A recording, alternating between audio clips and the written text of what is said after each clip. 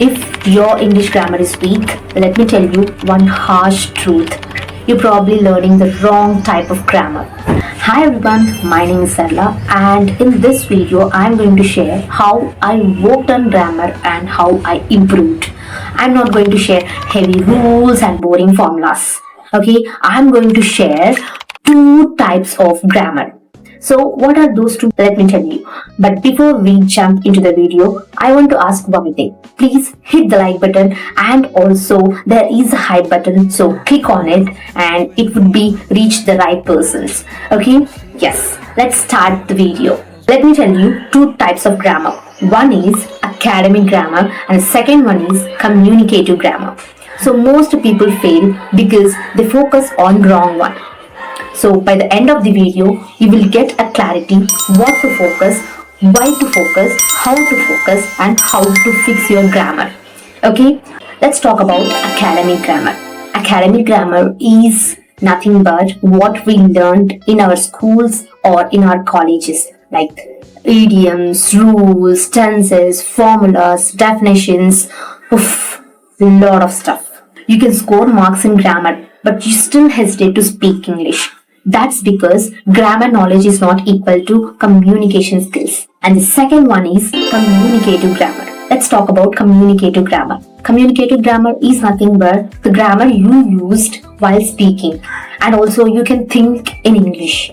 Okay, it is not about writing the exams like academic grammar. Okay, so this is all about the communicative grammar is all about the patterns, not rules. For example, instead of memorizing all the rules and definitions, let's learn how the native speakers speak and how they can form sentences in their daily life. Okay, let's say, not I'm knowing the answer, but I know the answer. Here, we are not going to focus on rules. We need habit of speaking, that's it. We are not going to memorizing the rules. We just focus here on how to speak on that particular time. If you know some words, then we can able to speak automatically. So this is called a practical knowledge of speaking English. In this video, I'm going to tell you 3 practical steps. So these steps are simple, realistic, and suitable, even if your grammar is weak. The first method here, try and fix method. Now, let me tell you the biggest mistake we make with academic grammar. So first, we think in English and we try to learn all the grammar rules and definitions and we become perfect in it, and then we try to speak in English. That logic is completely different. Instead of that, what I do and what I call it as here, try, fix method. The first thing is here. So I'll take one example here. So let's talk about the AI. Nowadays, the AI is vital. So when we knew about the AI, you read all about the AI manually? No, right? You just heard about it. And then you can watch the people, how they are using the AI. Then you can use it. So that is the same thing applies in English as well. So you just hear about and knew about the English words, sentences daily. So you just choose correct videos or reels or whatever you are interested. You need a pattern, that's it. So if you know how we can use English in our daily life and where we have to use some words and sentences, a lot of context, when you hear about it, then you can able to speak in your daily life. And the second thing is try. This is the biggest fear for every single person. They are learning, but they are not ready to try what you learn. This is the fear of with our academics, right? So we are so much of attention on grammar. That's why we might feel very fear. Some people also thinking about the mistakes. So let me clear first. Making mistakes are part of life, right? First of all, you have to make mistake. You should mistake in English. Okay, then only you can improve. So don't depend on only grammar.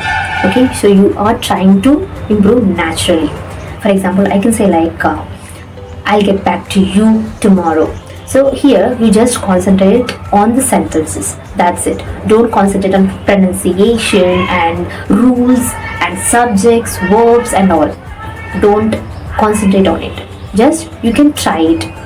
When you are listening again and again, then only you can able to speak this language. The third thing is fix. So this might be very tough to the people. Why? Because they are not ready to fix their sentences or words or whatever. So when somebody is correcting you, then be very happy and try to learn from them. Okay, so don't be rude and I know everything. Okay, in this world nobody is perfect. First thing, you have to learn every day. Okay, from anybody else. From if you are learning from a kid or from elders, that doesn't matter. Just you have to learn. If the person is correcting you, then you have to accept it. For example, if you're saying like not I'm knowing, so the other person says that I know it. So like that, if the person is correcting you, then accept that. Okay, so the other person is correcting then and there itself. So you don't need to learn grammar, vocabulary, definitions, right? The person is ready to fix your mistakes. So you have to learn. Don't be like I know everything. Okay, so be like a learner. I'll give you another example to understand better. So let's say how you learn bicycle or bike. How you can learn? Are you going to learn by reading books? No, right? Practically, you just observe the people, right? Then you have to try, and you can fall down. That is the same thing works in English as well. You have to hear and try it, then fix it. Or when we are riding the bicycle, we just observe it or hearing something, their instructions, right? So that is called hearing also. And trying in the sense like when you are riding the bicycle, you just have to ride that bicycle. Then only you know how to ride the bicycle. Without you or sitting on the bicycle, how you know, right? So that is called trying. And if you fell down, you don't know how to ride the bicycle, the other person might fix you, like ride slowly, and you can put your leg on pedal or something like that. He or she can guide you.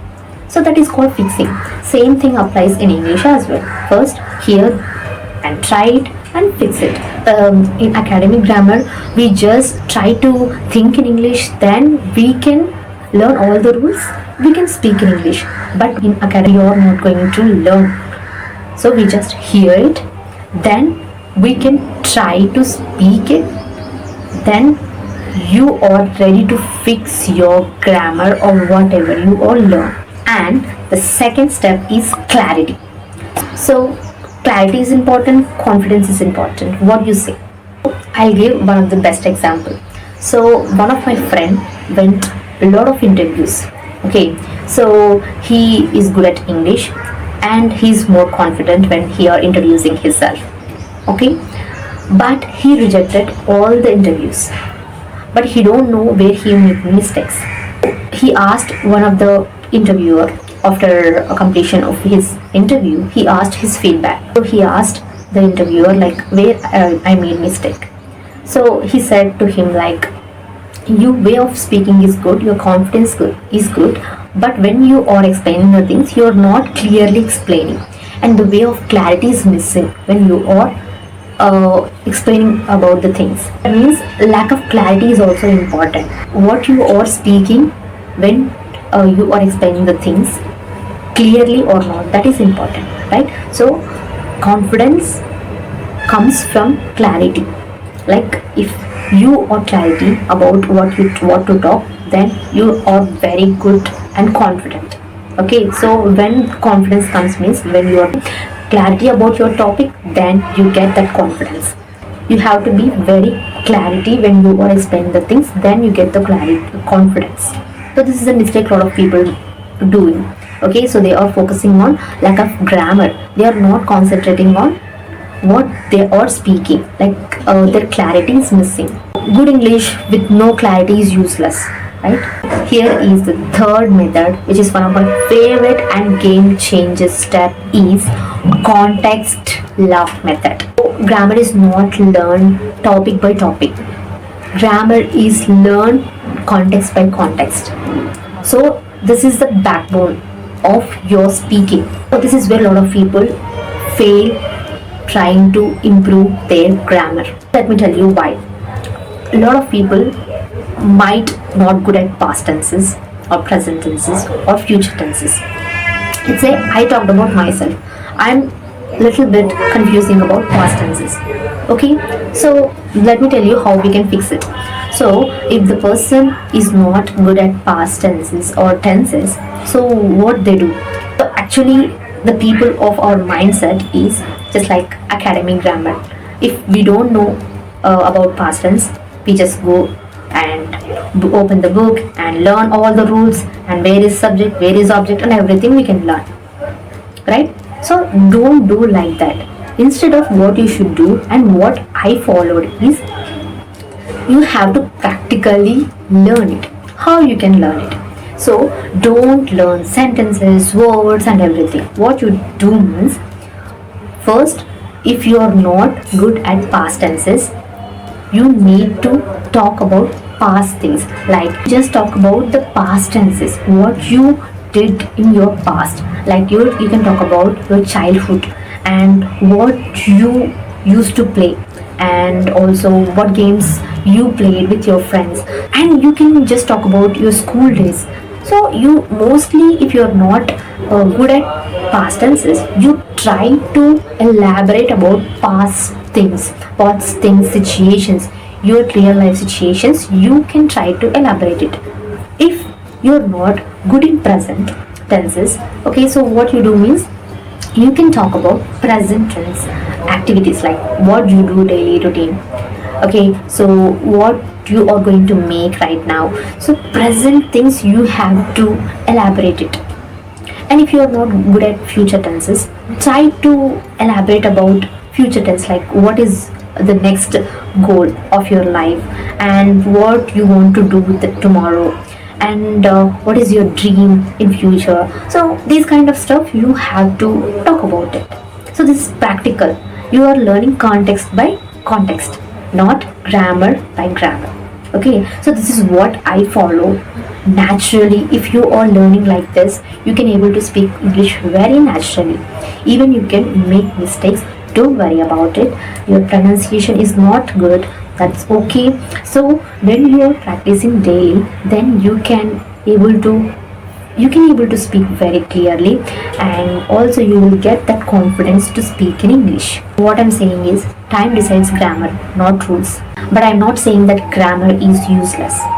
Grammar matters, but grammar is a result, not a starting point. So I'm also still learning the grammar, right? So this is not a destination, and this is like a journey. So fluency comes from flow, not fear. Remember these three methods. One is hear, try, fix method, and also second one clarity, and the third one is context lock method. So you just trying to do these three methods daily and consistently, you can able to speak naturally and without fear, very clearly on and confidently. And that's all for today's video. I hope you really like the video. If you like the video, you know what you have to do. Hit the like button and hit the hype button. Share it with your friends and subscribe to my channel.